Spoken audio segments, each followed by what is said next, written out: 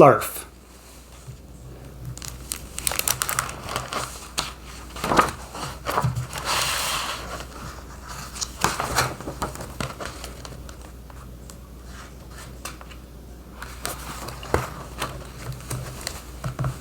Have you ever felt like nobody knows you even exist? That's exactly how Larf feels, and he likes it that way. Larf is a Sasquatch, the only Sasquatch it seems. He lives a quiet life in the woods with his bunny Eric. He was almost discovered once or twice. A hairy 7-foot-tall, scarf-sporting man-beast is pretty hard to miss. It's a guy in a gorilla suit, an escaped circus bear. Aunt Mildred? Computer-generated fake. But luckily for him, people rarely believe in anything new and strange, and Larf is definitely strange.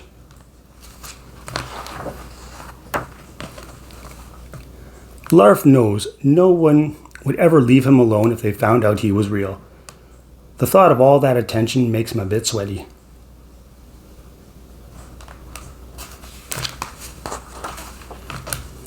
Larf fills his days happily on his own, jogging, taking Eric for walks, and gardening, until one morning he notices an odd article in the newspaper.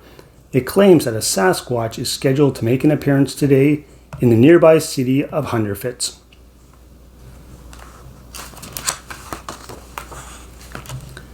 How can that be? He's not planning a trip to Hunderfits, and even if he was, he certainly wouldn't be going on a Wednesday. It's laundry day. Larf realizes this can only mean one thing. He is not the only Sasquatch in the world.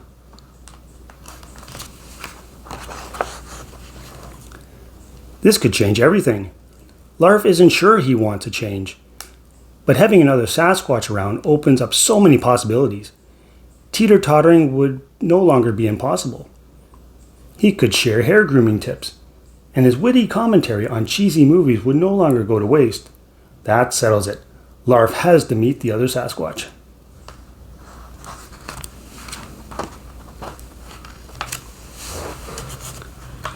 Traveling to Hunderfits is generally something he avoids, but this is a once-in-a-lifetime opportunity.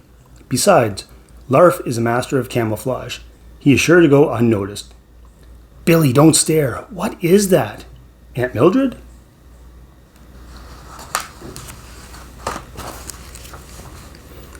On the way, Larf starts to wonder what the other Sasquatch will be like. If this guy is making appearances, then he could be a bit of a showboat. Larf isn't sure he wants to be around someone like that. What if they don't get along? What if the other Sasquatch doesn't like Larf? What if he does like him and wants to move in? What if he doesn't pick up his laundry? What if he eats meat? What if he's allergic to Eric? Or, worse yet, what if he is a she? Larf really isn't ready to meet a girl. He hasn't had a bath in ever.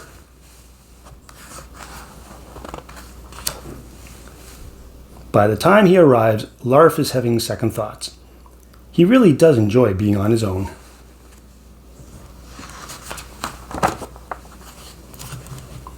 All the activity, all the people, and all the noise are making things worse. Larf can hardly see straight, let alone think. In all this hubbub.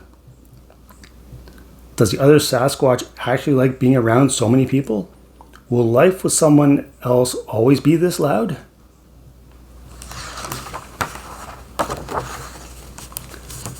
Suddenly, Larf spots the other Sasquatch. But something doesn't seem quite right. Why are his eyeballs not moving? Is that a zipper down his belly? And since when could a Sasquatch wear perfectly normal-sized running shoes? You aren't a real Sasquatch, Larf realizes aloud. The other Sasquatch removes its head. Of course I'm not. Sasquatches aren't real, the guy underneath replies.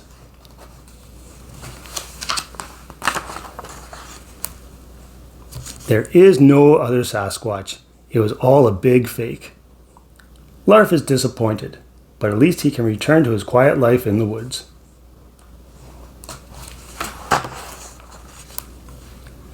Then, while Larf is waiting for the bus back home, a voice says, "Your bunny is super cute." Larf looks up, and this time, what he sees seems exactly right.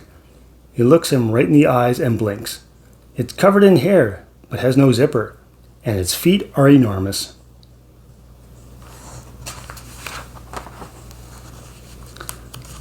My name is Cheryl, and this is Patricia, the other Sasquatch says, smiling. Like Larf, she has come to meet the real Sasquatch. Now, it seems, she has. Larf invites her over for supper next Wednesday. They are the only two of their kind in the whole world, after all. It's just a polite thing to do. Cheryl agrees, but I should tell you, neither Patricia nor I eat meat.